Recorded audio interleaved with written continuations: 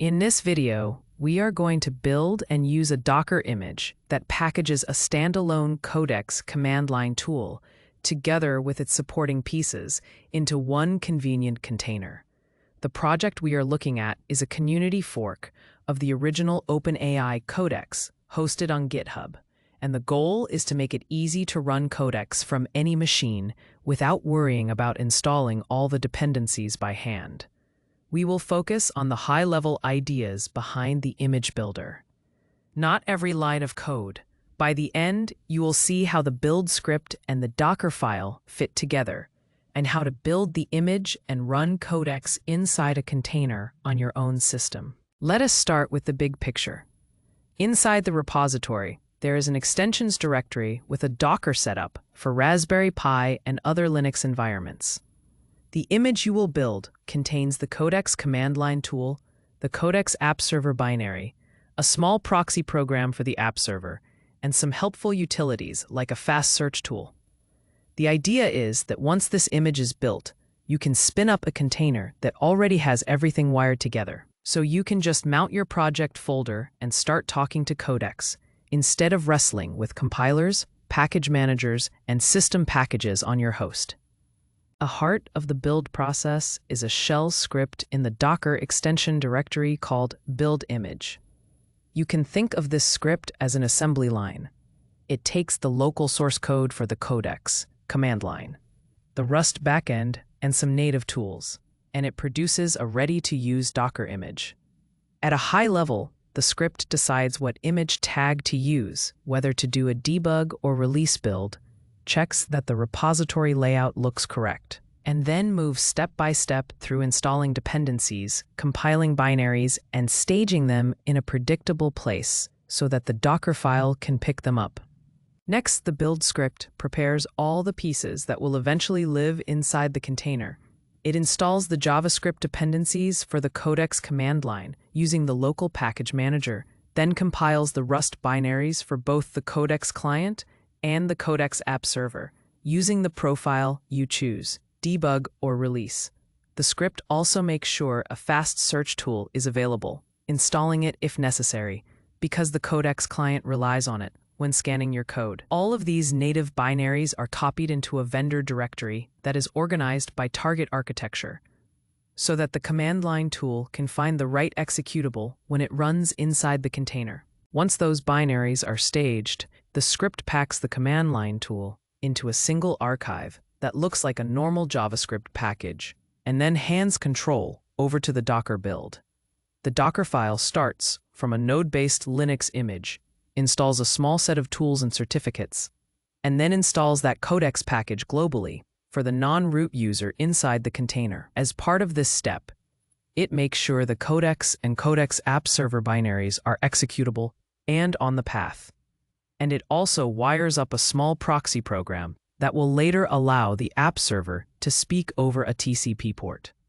The Docker file then sets up a default working directory under the home folder, prepares a configuration file, and ends with a safe, non-root environment where you can run codex.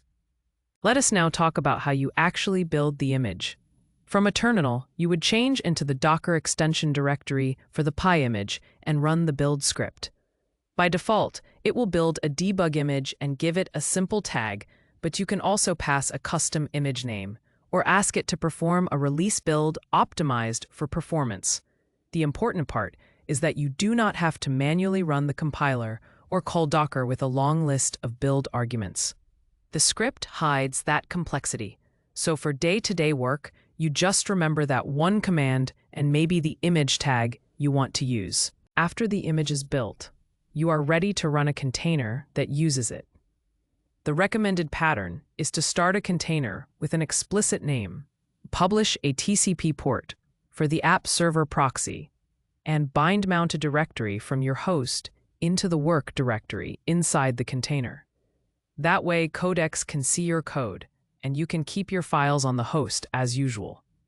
When the container starts, you can drop into a shell prompt inside it, and from there, you can decide whether you want to run the standalone codex command line, start the app server proxy, or both. In this video, we will focus on using Codex itself inside the container and leave the app server integration to a follow-up. Before Codex can talk to the service, you must provide your authentication file. Outside the container, you should already have followed the official Codex login flow to generate an auth.json file under your home directory, usually in a hidden Codex folder. When you started the container, you used the --rm flag, which tells Docker to delete the container as soon as you exit it. So do not exit the container to copy the file.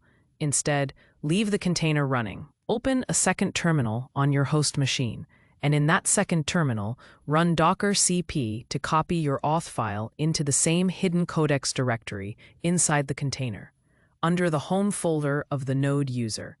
This step is crucial. Without the auth file in the container, the Codex client cannot authenticate and your requests will fail.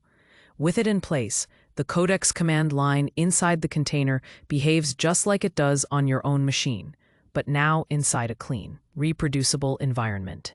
Using Codex inside the container is then straightforward.